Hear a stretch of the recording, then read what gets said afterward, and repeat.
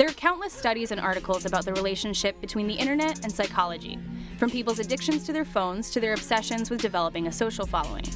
But not many people are making pop music about it. UK-based singer-songwriter and sometimes model Rina Sawayama has taken a preoccupation with digital life that calls back to millennium-era pop and applied it to the present day.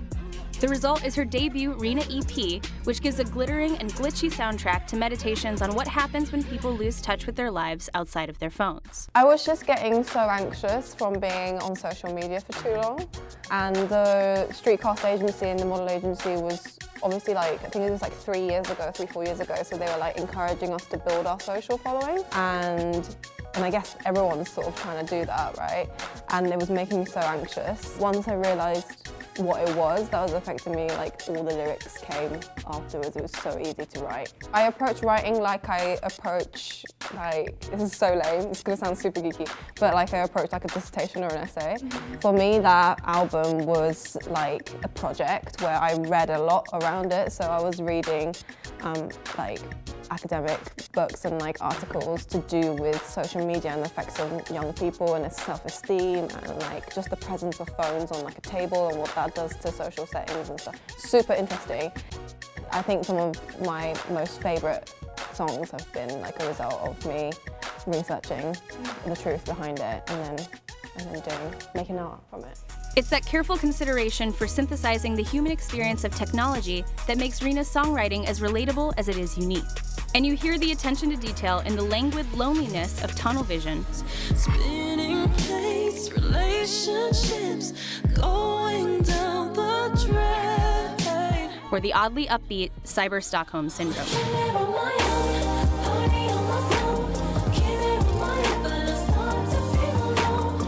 Rina started singing as a kid, performing all through her childhood in bands, gospel choir, and a Black Eyed Peas channeling pop hip-hop group called Lazy Lion. Due to a rigorous academic schedule, Rina's music took a backseat when she attended England's prestigious University of Cambridge, where she majored in politics, psychology, and sociology.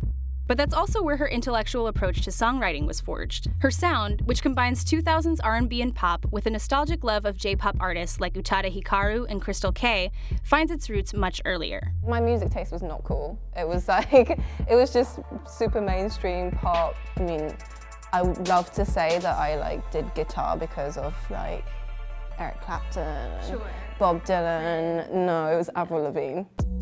It's a shared love of the collaborative relationships that define the sound of the 2000s, like Justin Timberlake and Timbaland and Britney Spears and Max Martin, that brought her together with her current go-to producer, Clarence Clarity. Well, I was introduced to his music and I didn't really like it at first because it's too much. It's so extra, it's really glitchy. And I was like, okay, fine, I'll do a session with him. And then he produced Alter Life.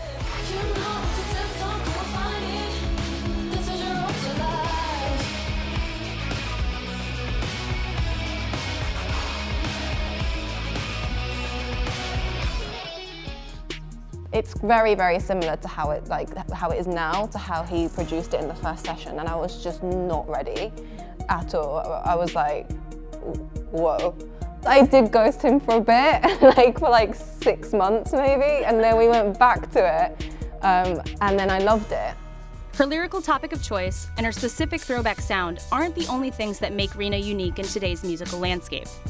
She's one of just a handful of Asian women breaking through on the global stage, something she's had to struggle with since the earliest days of her career. I was just constantly subtly being told that they didn't know what to do with someone like me. So then when I eventually unpacked that and realized what they were saying, and then looking at the industry and seeing that the way that people talk about certain people, so even a producer that I've been introduced to, they'll be like, oh, he's the next.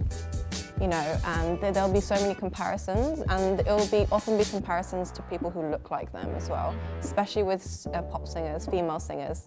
You've got to sound and look like someone who succeeded before in the industry, otherwise they literally don't know how to market you. While being otherized by the music industry was initially discouraging, Rina has emphatically taken up the mantle of responsibility that often comes with radical existence, speaking candidly about her experiences, her struggles with whitewashing, and finding a balance between embracing her culture without being tokenized by it. That's why I'm just doing it on my own and just, you know, just trying to make it easier so that someone in like the generation younger than me can then succeed.